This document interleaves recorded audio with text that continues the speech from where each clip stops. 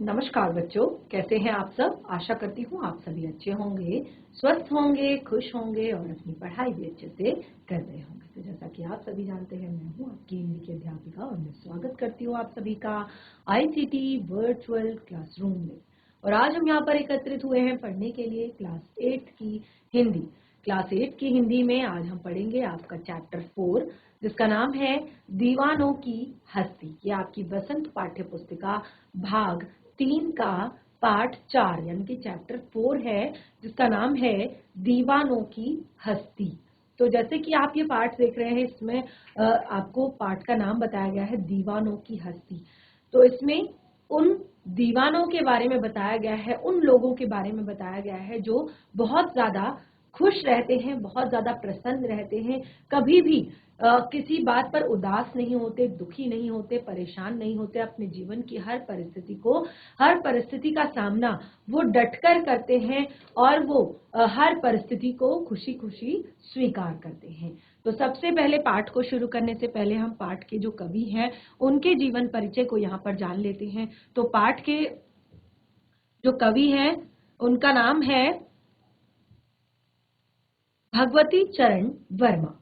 तो सबसे पहले हम यहाँ पर भगवती चरण वर्मा जी के जीवन परिचय को पढ़ेंगे और उसके बाद अपने चैप्टर को आगे कंटिन्यू करेंगे। तो हिंदी साहित्य के भगवती चरण वर्मा जी जो हैं, हिंदी साहित्य के प्रसिद्ध लेखक हैं। इनका जन्म 1903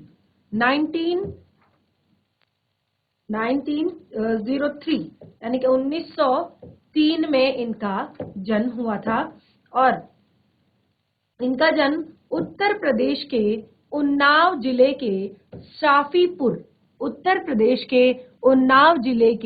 शाफीपुर में हुआ। इन्होंने इलाहाबाद, जो कि अब प्रयागराज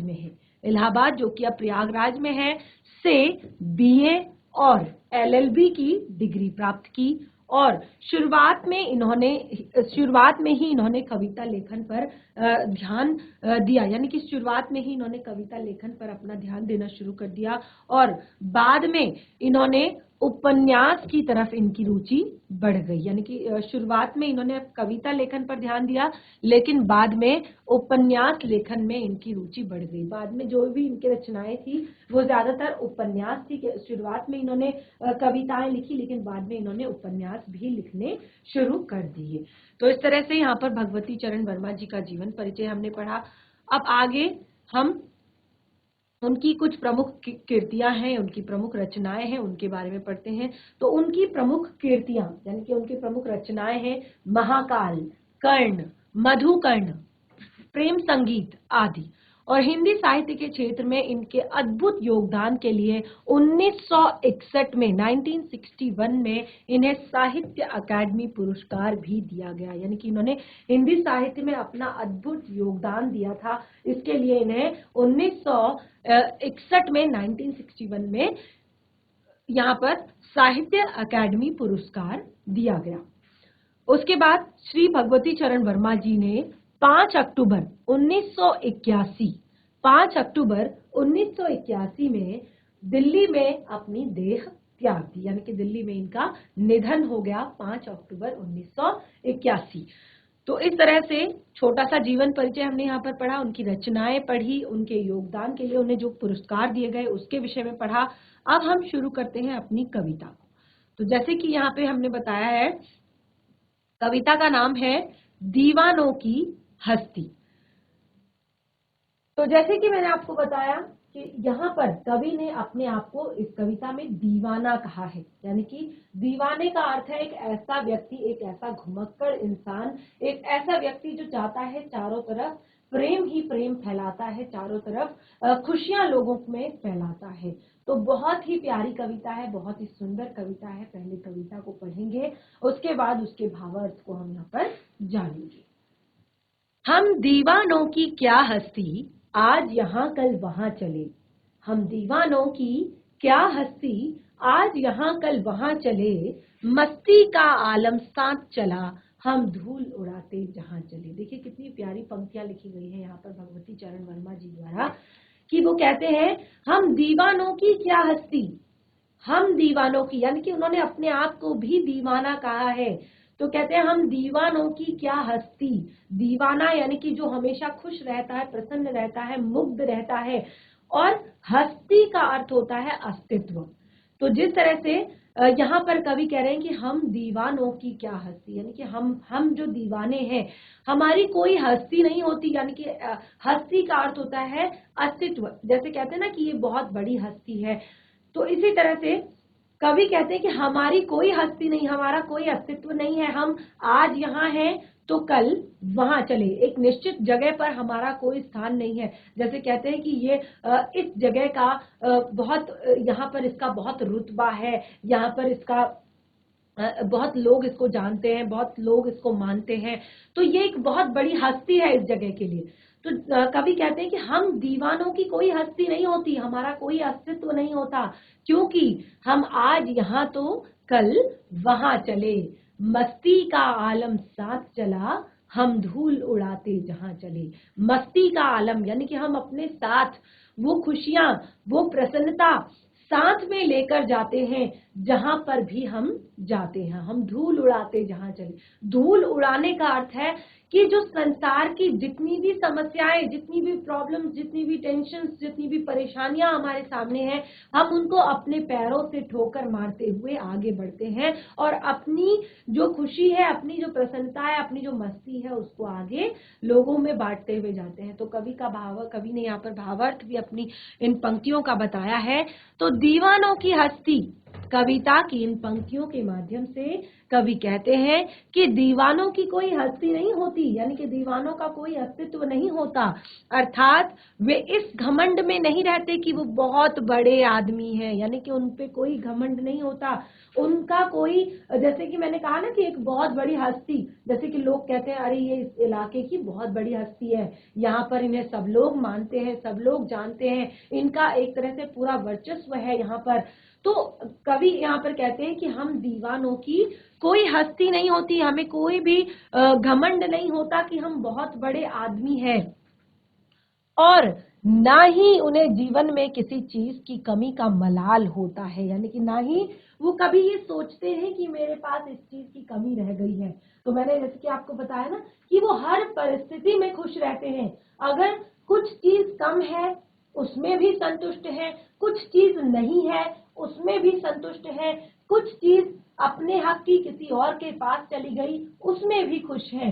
तो हर परिस्थिति में वो खुश हैं। तो यहाँ पर कवि कहते हैं, देखिए सबसे बड़ी चीज होती है संतुष्टि, सबसे बड़ी चीज होती है सेटिस्फेक्शन। जब हम सेटिस्फाइड हो जाते हैं, चाहे बहुत छोटी सी चीज हो, अगर हम संतुष्ट हैं कि यार मेरे पास इतना है तो मैं इसमें खुश रहूं, या ये मेरे हक का है, मेरे हक का इतना ही था तो मैं इसमें खुश रहूं, तो सबसे बड़ी चीज यही होती है संतुष्टि।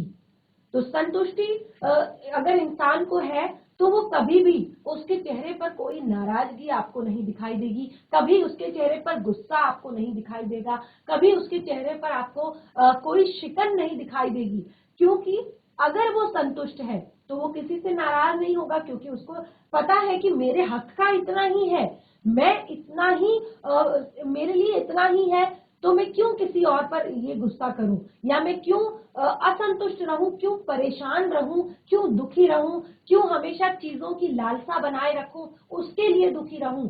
तो कवि यहाँ पर कहते हैं कि उन्हें ना ही किसी चीज का मलाल है, और कवि खुद को भी एक दीवाना कहते हैं। अब देखिए ये जो दीवाना शब्द है, ये दीवाना शब्द इसीलिए प्रयोग किया गया है कि वो हमेशा खुश रहते हैं, हमेशा प्रसन्न रहते हैं, हमेशा अपनी मस्ती में रहते हैं। तो क्योंकि सबसे बड़ी बात कि उनको अपने ऊपर घमंड नहीं है कि वो बहुत बड़े आदमी हैं, और दूसरा उनके पास जो कुछ है उसमें वो सेटिस्फाइड है, उसमें वो संतुष्ट है, उन्हें किसी भी चीज की कमी का मलाल नहीं है। तो और वो बस अपनी ही मस्ती में मस्त रहते हैं, और उनकी इस मस्ती और खुशी के आगे जो गम है, जो दुख है, वो टिक नहीं पाता है।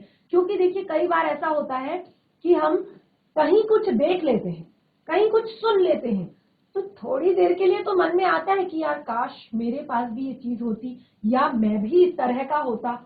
लेकिन अगर अंदर से आपका मन मजबूत है, अगर आप अंदर से संतुष्ट हैं, अगर आप अंदर से खुश हैं, कोई ऐसी चीज नहीं जो आपको दुखी करे, आपको परेशान करे, तो क्या कहते हैं कवि, तो उनकी इस मस्ती और खुशी के आगे, क्योंकि उनके अंदर खुशी है, उनके अंदर मस्ती है, उनके अंदर संतुष्टि है, उसके आगे उनका गम भी टिक नहीं पाता है, वो गम भी उनका निकल जाता है सीधे और धूल की तरह उड़न छू हो जाता है। यानी कि जितनी भी परेशानियां, जितनी भी प्रॉब्लम्स, जितनी भी समस्याएं उनको जीवन में आती हैं इस संसार से जुड़ी हुई, वो उसको ठोकर मारते हुए आगे बढ़ते हैं, धूल की तरह उड़ाते हुए आगे बढ़ जाते हैं, क्योंकि उनके मन में आत्मविश्वास है, उनको अपने ऊपर भरोसा है, वो अपने आप से संतुष्ट है, अपने आप से खुश है। तो कौन सी ऐसी चीज है जो उन्हें दुखी कर सकती है, परेशान कर सकती है। ठीक है, तो इस तरह से पहले काव्यांश का हमने यहाँ पर भावार्थ पढ़ा, एक बार फिर से पढ़ लेते हैं। हम दीवानों की क्या हस्ती, आज यहाँ कल वहां चले, मस्ती का आलम साथ चला, हम धूल उड़ाते जहां चले। उसके बाद अपना नेक्स्ट पैरा हम यहाँ पर पढ़ेंगे, नेक्स्ट अगला काव्यांश, दीवानों की हस्ती का अगला काव्यांश। आए बनकर उल्लास अभी, आए बनकर उल्लास अभी, आंसू बनकर बह चले अभी।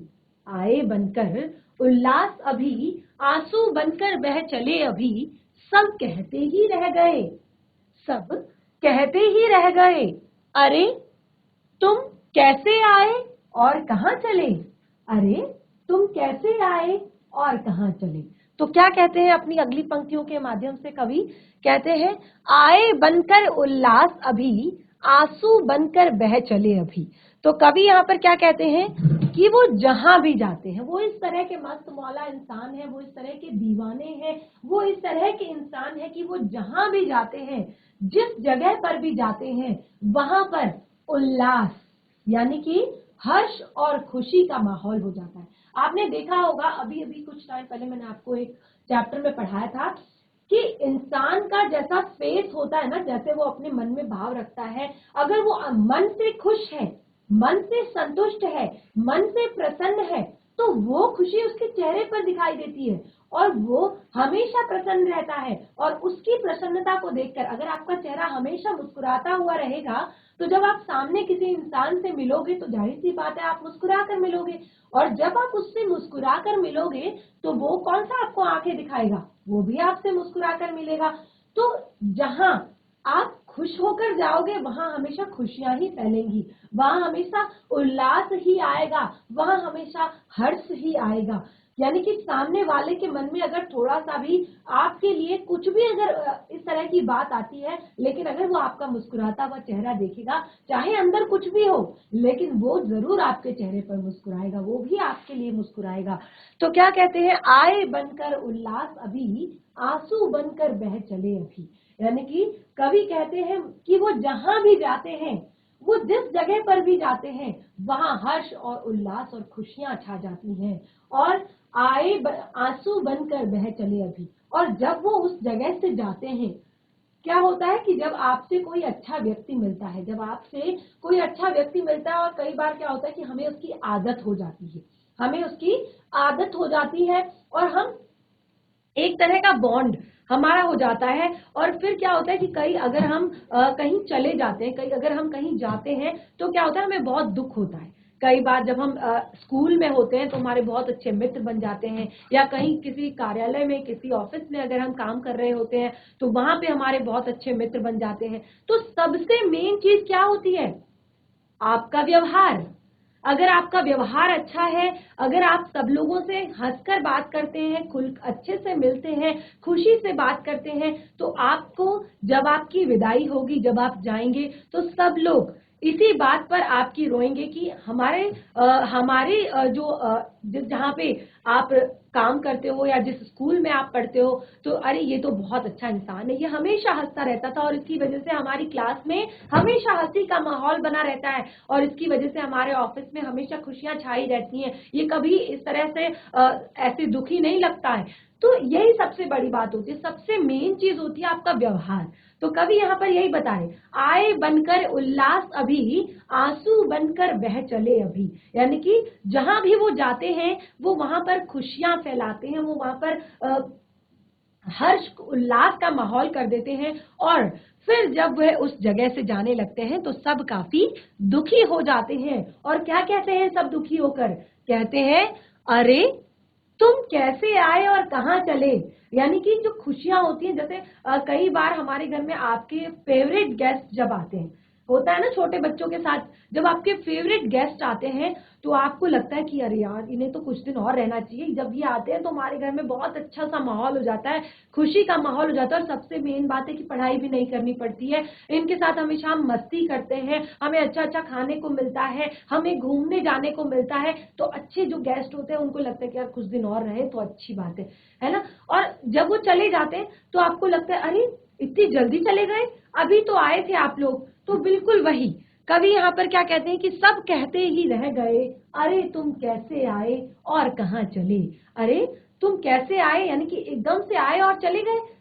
तो इसी आधार पे कवि ने अपना भावार्थ भी यहाँ पर बताया है। दीवानों की हस्ती कविता की इन पंक्तियों में कवि ने कहा है कि दीवाने और मस्त मौला लोग, दीवाने का अर्थ है मस्त मौला लोग, तो दीवाने और मस्त मौला लोग जहां भी जाते हैं वहां का माहौल खुशियों से भर जाता है, वहां का माहौल आनंदमय हो जाता है। और फिर जब वे लोग उस जगह से जाने लगते हैं तो सब काफी दुखी हो जाते हैं। लोग उनको जाने का पता नहीं, लोगों को उनके जाने का पता ही नहीं चलता कि कब आए और कब चले गए। तो वो तो मन ही मन अफसोस करते रह जाते हैं कि उन्हें मालूम ही नहीं हुआ कि कब आए और कब चले गए।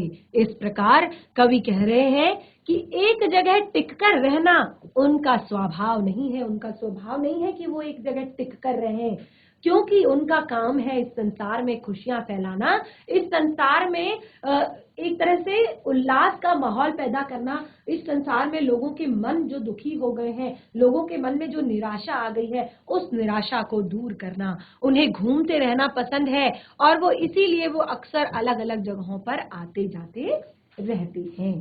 ठीक है, आगे बढ़ते हैं। किस ओर चले ये मत पूछो।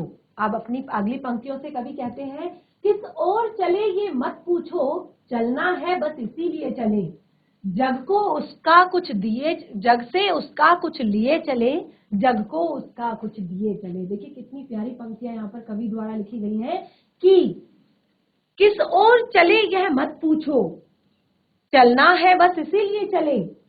जग से उसका कुछ लिए चले, जग को उसका कुछ दिए चले। तो क्या कहते हैं यहाँ पर कवि कि हमसे ये मत पूछो कि हम कहाँ जा रहे हैं, किस ओर जा रहे हैं और क्यों जा रहे हैं, क्योंकि हमारा काम है चलना, हमारा काम है चलना, इसीलिए हम चल रहे हैं। यानी कि हम जो मस्त मौला हम इंसान हैं, हम एक तरह से ऐसे बहुत कम लोग होते हैं जो लोगों में खुशियां बांटते हैं, क्योंकि आज के टाइम में तो बिल्कुल भी एक फैमिली में ही, परिवार में ही एक दूसरे के लिए समय नहीं है, तो कहाँ हम दूसरों के साथ खुशियां बांटते फिरेंगे।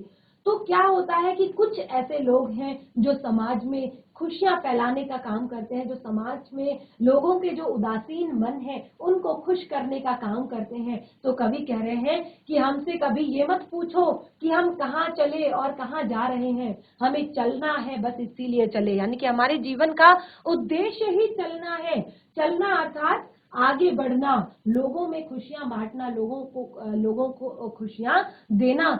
तो चलना है बस इसीलिए चले। अब देखिए एक बहुत ही ज्यादा महत्वपूर्ण पंक्ति यहाँ पर लिखी गई है, जग से उसका कुछ लिए चले, जग को उसका कुछ दिए चले। तो देखिए यहाँ पे अब कवि जब अलग अलग अलग जगहों पर जाते हैं तो वहां पर लोगों को जग से उसका कुछ लिए चले, तो जहां पर भी जाते हैं लोगों की दो चार बातें सुनते हैं, जो अच्छी बातें होती हैं, जो बुरी बातें होती हैं, वो सब ग्रहण करते हैं। यानी कि अच्छी बातों से कुछ सीखते हैं, बुरी बातों से उन लोगों का मन हल्का कर देते हैं। तो जग से उसका कुछ लिए चले। संसार में जितने भी लोग हैं, चाहे वो बच्चा हो चाहे वो बड़ा हो, सब में कुछ ना कुछ विशेषताएं होती हैं, सबकी अपनी अपनी कुछ विशेषताएं होती हैं। तो हमें ऐसा नहीं सोचना है कि ये बच्चा है, इससे मैं क्या सीख पाऊंगा, ये तो बुजुर्ग हो गए हैं, अब ये हमें क्या सिखाएंगे आज के जमाने के बारे में, या फिर ये तो कम पढ़ा लिखा है, ये क्या सिखाएगा, या ये तो इस फील्ड से है, ये मुझे क्या सिखाएगा। ऐसी बात नहीं है। संसार में हमें जहां पर भी जो कुछ भी किसी से भी कुछ अच्छा सीखने को मिलता है, तो वो हमें स्वीकार करना चाहिए और जग को उसका कुछ दिए चले। तो संसार का जो कुछ भी है वो हम उसको दिए जा रहे हैं। यानी कि अपने पास जो ज्ञान है संसार के लिए, कवि उसको संसार को बांटना चाहते हैं और संसार से उससे कुछ अनुभव अपने लिए लेना चाहते हैं। तो क्या कह रहे हैं अपनी कविता की इन पंक्तियों के माध्यम से? दीवानों की हस्ती कविता में आगे कवि कहते हैं कि मुझसे मत पूछो कि मैं कहाँ जा रहा हूँ, मुझसे ये कभी मत पूछो कि मैं कहाँ जा रहा हूँ, मुझे तो बस चलते रहना है, चलते रहना है, इसीलिए मैं चला जा रहा हूँ। यानी कि इसीलिए मैं चला जा रहा हूँ। मैंने इस दुनिया से कुछ ज्ञान प्राप्त किया है, यानी कि मैंने इस दुनिया से कुछ अनुभव प्राप्त किए हैं, कुछ ज्ञान प्राप्त किया है इस दुनिया से, और अब मैं उस ज्ञान को बाकी संसार में, यानी कि जग से उसका कुछ लिए चले, जग को उसका कुछ दिए चले। जो मैंने इस संसार से अनुभव प्राप्त किए हैं, जो इस संसार से मैंने ज्ञान प्राप्त किया है, वो मैं बाकी लोगों को बांटना चाहता हूँ, बाकी लोगों के साथ शेयर करना चाहता हूँ अपने उन अनुभवों को। यानी कि संसार से ले भी रहे हैं और संसार को दे भी रहे हैं, इसीलिए मुझे बस निरंतर चलना है और चलते रहना है। तो देखिए कितनी प्यारी पंक्तियां हैं यहाँ पर कवि की। आगे बढ़ते हैं अगले स्टैंजे की तरफ।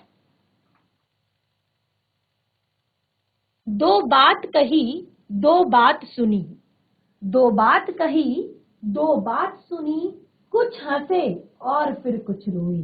दो बात कही दो बात सुनी, कुछ हंसे और फिर रोए, छककर सुख दुख के घूंटों को एक भाव से पिए चले। छककर सुख दुख के घूंटों को एक भाव से पिए चले। तो क्या कहते हैं कवि यहाँ पर? दो बात कही दो बात सुनी। पहले कहते हैं कि मैं घुमंतु इंसान हूं, मुझसे मत पूछो कि मैं कहाँ जा रहा हूँ, मैं क्यों जा रहा हूँ, क्योंकि मेरा काम है संसार से कुछ अनुभव लेना, संसार को कुछ अनुभव देना। तो अब देखिए उसी पंक्ति को आगे यहाँ पर क्लियर कर रहे हैं कि क्या ले रहे हैं और क्या दे रहे हैं। दो बात कही दो बात सुनी। अब जब आप किसी से मिलते हैं, किसी से बातचीत करते हैं, तो क्या करते हैं? दो बात अपनी कहते हैं, दो बात उसकी सुनते हैं। यानी कि अगर आप अपनी पढ़ाई के लिए ही कह रहे हैं, देखिए मैं आपकी तरह से आपको समझाती हूँ। अगर आप अपनी पढ़ाई के बारे में बात करें, अच्छा मेरे को ये वाला चैप्टर याद हो गया है, तेरे को कौन सा चैप्टर याद हुआ? अच्छा तेरे को ये चैप्टर याद नहीं हो रहा है तो मैं तेरे को समझा दूंगा, और मेरे को ये वाला चैप्टर याद नहीं हो रहा है तो ये तू मुझे एक्सप्लेन कर दे।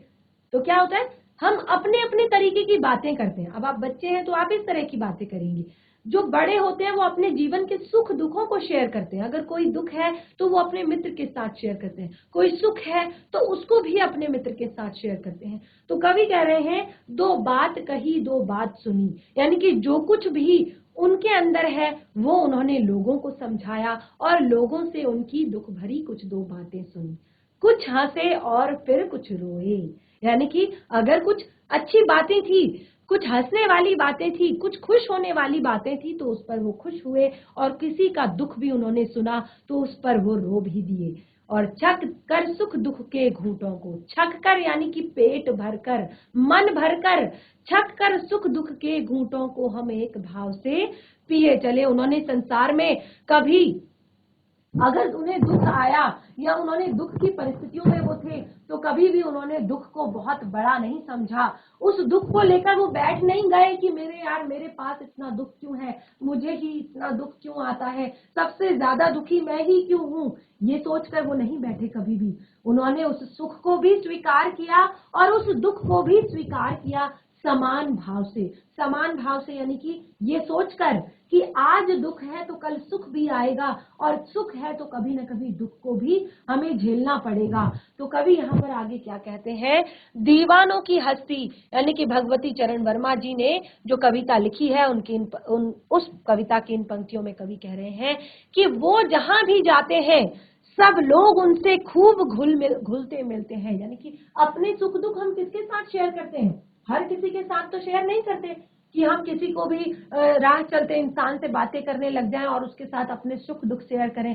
जब हम किसी से ज्यादा क्लोज हो जाते हैं, जब हमारा कोई बेस्ट फ्रेंड हो जाता है, पक्का मित्र हो जाता है, तो कई बार क्या होता है कि आपसे ज्यादा आपके बारे में आपके मित्र को पता होता है कि आपकी जो चॉइसेस हैं, आपके जो कोई भी आपकी जो पसंद है नापसंद है, क्योंकि आप उनसे अपने अनुभव शेयर करते हैं।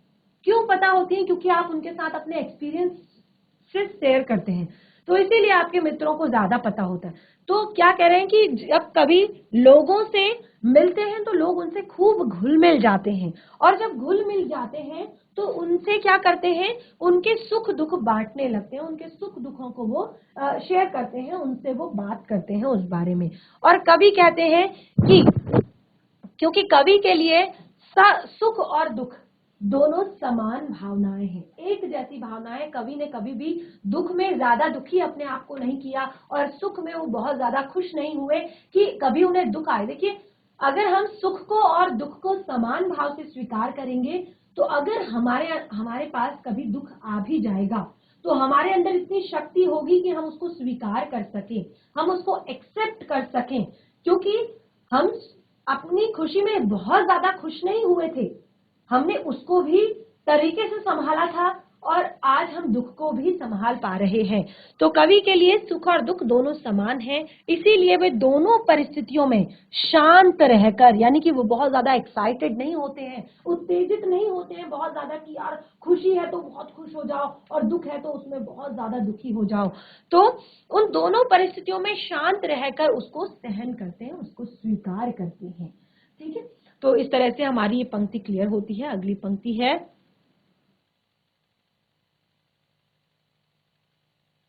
बहुत ही प्यारी पंक्तियां हैं अगली। हम भिखमंगों की दुनिया में, हम भिखमंगों की दुनिया में स्वच्छंद लुटाकर प्यार चले, हम भिखमंगों की दुनिया में स्वच्छंद लुटाकर प्यार चले, एक निशानी सी उर पर ले असफलता का भार चले, एक निशानी सी उर पर ले असफलता का भार चले। हम भिखमंगों की दुनिया में, पंक्ति देखिए, पहली पंक्ति बहुत ही सुंदर, बहुत ही प्यारी। हम भिखमंगों की दुनिया में ले स्वच्छंद लुटाकर प्यार चले।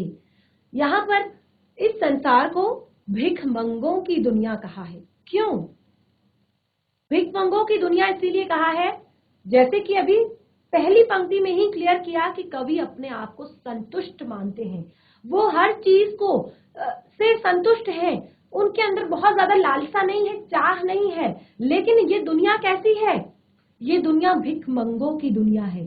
आए दिन आप और मैं, हम सब, हे भगवान बस क्लास 8th पास करा दो, 9th में पूरी मेहनत करूंगा, हे भगवान 9th बहुत अच्छे से पास करवा दो, 10th में तो बिल्कुल दिन रात मेहनत करूंगा, हे भगवान बस 10th क्लियर करवा दो, 12th में तो 10-10 ट्यूशन लगवाऊंगा और उसके बाद खूब मेहनत करूंगा और पास हो जाऊंगा, हे भगवान अच्छी सी जॉब लगा दो, हे भगवान एक अच्छा सा घर बना दो, हे भगवान एक अच्छी सी गाड़ी दे दो, भगवान एक अच्छी सी फैमिली हो जाए छोटी सी, भगवान यूरोप का ट्रिप दे दो, भगवान अमेरिका का ट्रिप दे दो, भगवान मुझे नासा में भेज दो।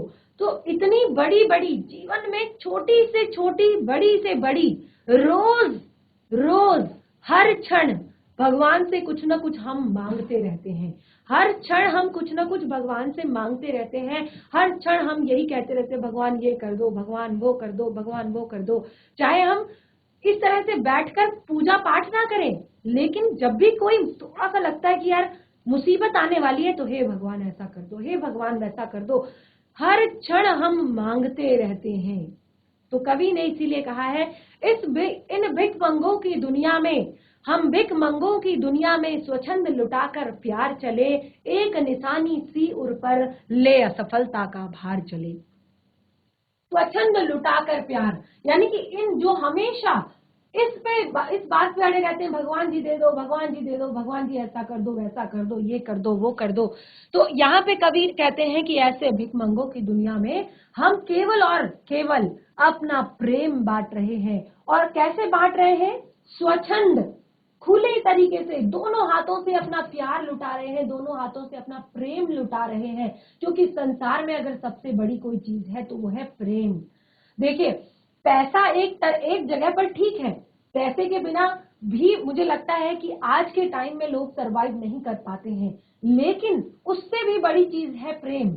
अगर आपके परिवार में, एक छोटा सा एग्जाम्पल और एक बहुत छोटे वर्ग का एग्जाम्पल, कि अगर केवल आपके परिवार में 4 लोग हैं और केवल 2 रोटियां हैं, तो अगर आप लोगों में प्रेम है, अगर आप लोग मिलकर रहते हैं, एक दूसरे की भावनाओं को समझते हैं, एक दूसरे के सुख दुख में साथ देते हैं, एक दूसरे को हेल्प करते हैं हर परिस्थिति में, तो अगर आप आधी आधी रोटी भी खाएंगे तो आप संतुष्ट हो जाएंगे कि यार आज 2 ही थी, उसी से काम चला लिया, पेट भर गया, सबने खाया। सबसे बड़ी बात यह है कि कोई भी भूखा नहीं रहा, चाहे आधी ही खाई, संतुष्टि भी हो गई और एक तरह से खा भी लिया। और साथ मिलकर, क्योंकि प्रेम क्या करता है, हमें साथ मिलकर काम करने को प्रोत्साहित करता है। तो फिर अगर आप साथ मिलकर काम करेंगे, संसार में आप लोगों को अच्छी बातें सिखाएंगे, अच्छी शिक्षा देंगे, तो आप एक ना एक दिन जरूर अच्छे मुकाम पर पहुंच जाएंगे। तो फिर ऐसी परिस्थिति बनेगी ही नहीं। लेकिन कवि कहते हैं कि हम भिखमंगों की दुनिया में स्वच्छंद लुटाकर प्यार चले, एक निशानी सी उर पर ले असफलता का भार चले। तो क्या कहते हैं अपनी इन पंक्तियों के माध्यम से, दीवानों की हस्ती कविता की इन पंक्तियों के माध्यम से कवि कहते हैं कि ये दुनिया बहुत ही बड़ी स्वार्थी है। भिखमंगों का अर्थ है स्वार्थी, वो हर समय अपने लिए मांगती है, अपने लिए मांगती है, अपने लिए मांगती है। और लोग स्वार्थ में इतने अंधे हैं कि भिखमंगों की तरह हमेशा कुछ न कुछ मांगते ही रहते हैं। मगर कवि कहते हैं वो स्वार्थी नहीं है, इसीलिए उन्होंने स्वार्थी दुनिया पर बिना किसी शर्त के अपना अनमोल प्यार लुटाया है। लोगों को प्यार बांटने का खूबसूरत एहसास कवि हमेशा अपने दिल में लिए फिरते हैं और उन्हें जीवन में काफी बार असफलता का और हार का स्वाद भी चखा है। काफी बार उन्हें असफलता भी मिली है इस काम में, लेकिन इसका बोझ उन्होंने अभी तक किसी भी दूसरे व्यक्ति पर नहीं डाला। इस तरह कवि ने कहा है, स्वार्थी दुनिया को भरपूर प्यार दिया और अपनी नाकामयाबी का भार हमेशा स्वयं ही उठाया है। कहीं पर अगर उन्हें कोई नाकामयाबी मिली है जीवन में, तो उसका भार उन्होंने हमेशा स्वयं ही उठाया है, किसी और पर नहीं डाला है। तो इस तरह से हमारा यहाँ पर आधी जो हमारी कविता है वो हमारी कंप्लीट हो चुकी है। बाकी की कविता को हम अपने नेक्स्ट सेशन में कंप्लीट करेंगे और साथ ही पाठ से जुड़े हुए प्रश्नों उत्तर भी करेंगे। और मैं आशा करती हूँ कि आज का सेशन आपको पसंद आया होगा और जितना भी हमने आज पढ़ा है, जितने भी काव्यांश हमने आज पढ़े हैं, उनको घर पर एक बार रिवाइज करें और उनसे जुड़ा हुआ भावार्थ स्वयं लिखने का प्रयास करें। कोई दिक्कत, कोई परेशानी होती है, नेक्स्ट सेशन में हम एक बार फिर से कविता को रिवाइज करेंगे, उस पर डिस्कस करेंगे, उसके बाद उसको कंप्लीट करेंगे। तब तक के लिए धन्यवाद। आपका दिन शुभ हो।